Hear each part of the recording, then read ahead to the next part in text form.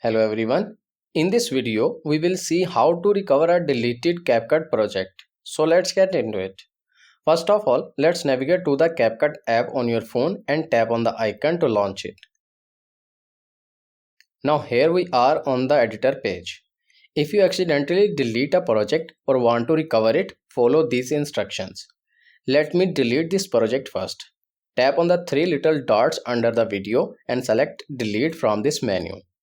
You can see the project is successfully deleted. Now to recover this project, what you need to do is open CapCut Cloud Space. Here open all files.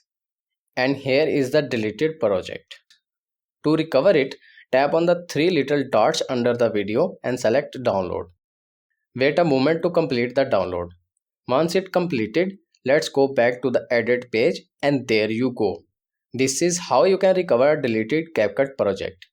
I hope this video is helpful for you. For more information, please subscribe our YouTube channel and thank you for watching.